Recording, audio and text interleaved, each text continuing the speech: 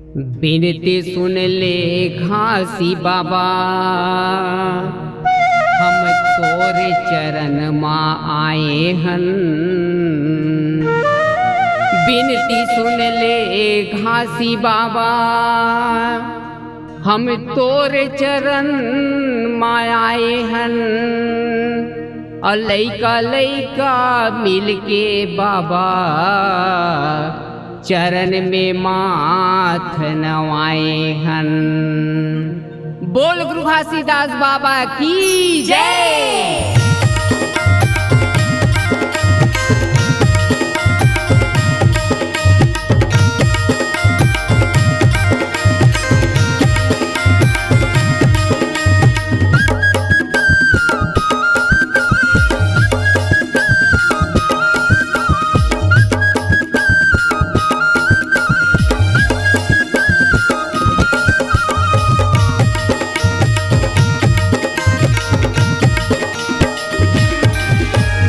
आगे दिसंबर गुरु जयंती, आगे दिसंबर गुरु जयंती, लहर के झंडा गली को।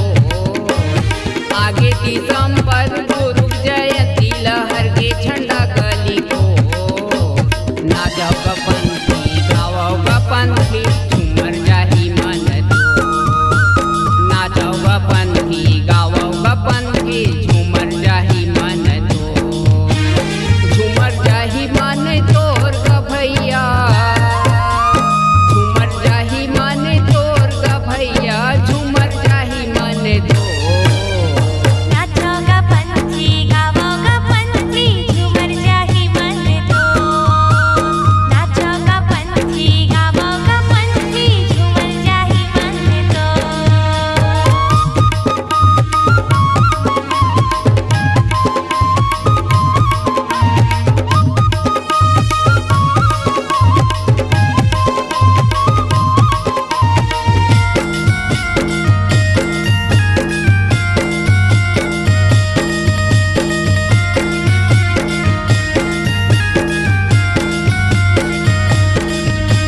दिसंबर 18 की जयंती मनाओ, गुरु चरण माँ जाओ। गुरु चरण माँ जाबो गा भैया, गुरु चरण माँ जाबो। दिसंबर 18 की जयंती मनाओ, गुरु चरण माँ जाओ। गुरु चरण माँ जाबो गो दीदी, गुरु चरण माँ जाबो। नरियर पान प्रसाद धर के चरण में माथा नवाबो। चरण में माथ नवाबो गा भैया, चरण में माथ नवाबो। नरियर पान प्रसाद धर के चरण में माथा नवाबो। चरण में माथ नवाबो गो दीदी, चरण में माथ नवाबो। झूमर जाही मन तोर ग भैया, झूमर जाही मन तोर ग भैया, झूमर जाही मन तो। झूमर जाही मन तोर वो दीदी, झूमर जाही मन तो। नाचो गपंथी गावो गपंथी, झूमर जाही मन तो। नाचो गपंथी गावो गपंथी, झूमर जाही मन तो।